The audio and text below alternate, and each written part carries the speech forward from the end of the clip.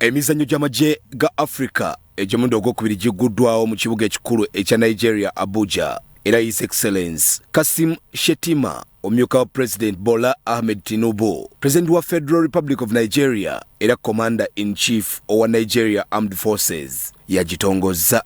Omukolo omukulu guyindire ku kisaawe ekya Masudi Abiola.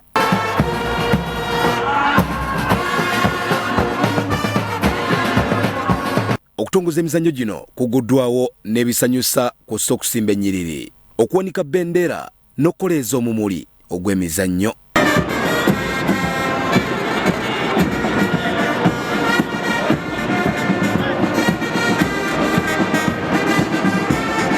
Omumyuka wa President mu Nigeria Kassim Shettima asiimye amagye ga Africa olw'okulwanirira enfuga ya Pan-Africanism nga bayita mu mizannyo. Things like this present a unique opportunity to cross-fertilize ideas, share experiences, and reinforce the bonds that unite us in the defense of our nations. Omukolo gw'okuggulawo gwetabiddwako abakulembeze ab'oku ntikko mu gavumenti ya Nigeria, ombadde minisita w'ebyokwerinda Honorable Mohamed Badaru Abubakar n'akulira amagye ga Nigeria General Christopher Musa wamu n'abakulembeze b'amagye abalala ab'oku ntikko. Ye akulidde ttiimu ya Uganda y'abazannyi 27 Brigadier General Richard Kalemire akakasizza ng'empaka zino bwe zitumbula obumu. These games now provide us with a tremendous opportunity to bring out that Pan-African spirit that always exists between ourselves. Very peaceful.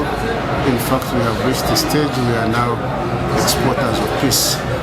We have peacekeepers operating in Somalia and even in Nigeria. Uganda ekikiriddwa ttiimu y'abazannyi 27 ng'okusingira ddala kuliko abakubi b'ebikonde n'abazannyi abalala. Emizannyo egyasembayo gyali omwaka gwa 2002 mu ggwanga erya Kenya.